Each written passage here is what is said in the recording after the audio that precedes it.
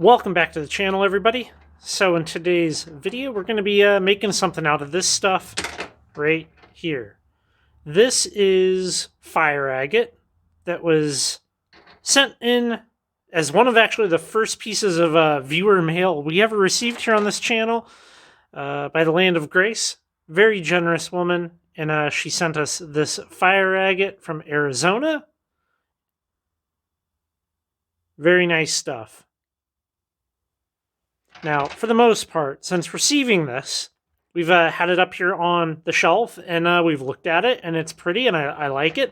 But I want to do something with it today, something kind of fun. So, when talking about Fire Agate, usually what people want, right, is you can kind of see this has this like white chunk at the bottom, and then you have this like layer of red.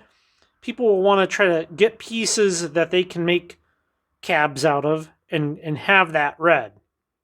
Well, that's all fine and good. I mean, if you have the right size piece that you can get the jewelry out of it that you want, I think that's a fantastic idea. However, today we're going to be doing something a little different. See that? Some of this stuff likes to glow nice and green, especially some of these. Right, so I'm using 365 nanometer light from uvBeast. And I want to make a cab that's going to capture this green glow. I think that's going to be pretty cool. Some of this stuff has this like ghostly orange in there as well. But if we're going to be making a cab out of it, we need to have the right piece. And I think this right there is the right piece that I could slice that out of, and it's flat, kind of flat, and maybe we could get something out of it. I think that's a strong candidate. And that as well.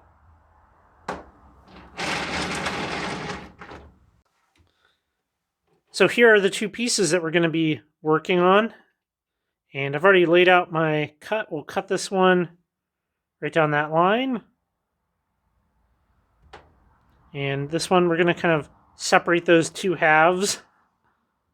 And hopefully get something nice and solid out of it. We'll see how it goes. You never know with this type of stuff. There could be a big void on the inside. And then once we're there, we will take our stencils and we'll try to pick out a shape that we can cut out of it or trim out of it on the saw. Put it on a top stick, and then cab it up. Well, let's give this first one a cut here. I've never cut any Fire Agate before, but it shouldn't be anything different than anything else.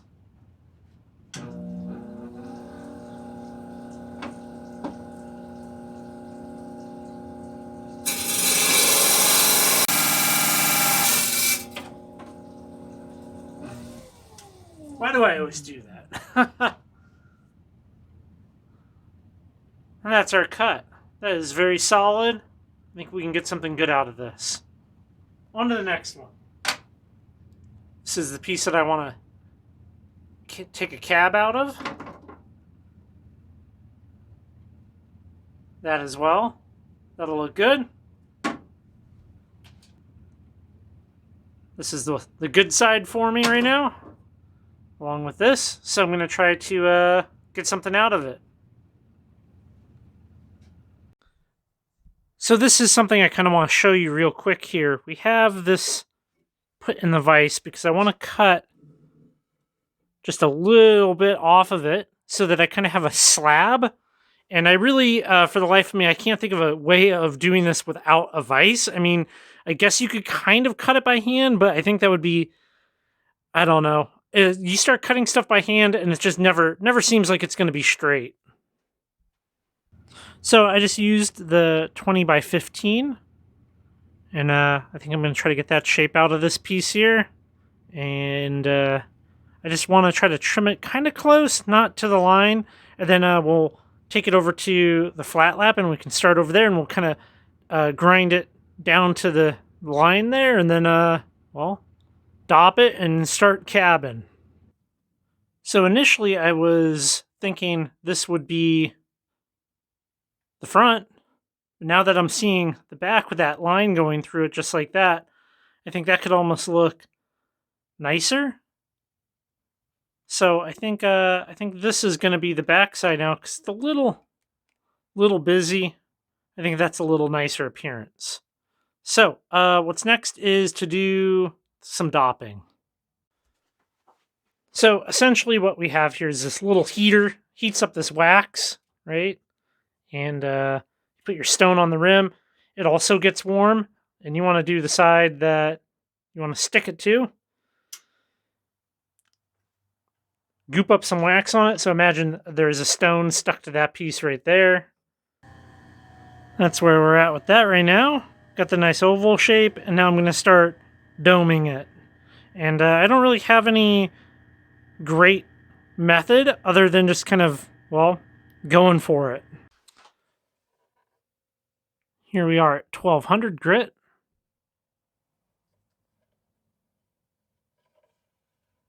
There we go. You can kind of see that better there. I'm going to do 3000 grit cerium oxide, and then we can take this out to the shop and give it a look. So what I do is I put the dop stick with the cab in the freezer for a couple of minutes, and it just pops right off. So this is a little hard to look at since it's so teeny tiny, but I will put some photos in. We can look at it there. It's a little easier. But overall, it came out well enough. I'm not a professional, you know. I don't make cabochons for a living, but I think this is fun. And you know, I'd like to thank High Tech Diamond and uvBeast and the Land of Grace for providing the amazing amount of material. I think this thing looks pretty cool. It looks good under the UV light. And thanks for stopping by the channel. Hit the thumbs up if you like this kind of content. Hit the subscribe button if you're new here. We have all kinds of stuff on the channel. Go to the main channel.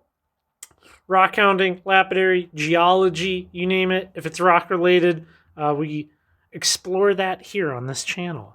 So as always, thanks for stopping by, everybody. Hope you have a lovely day.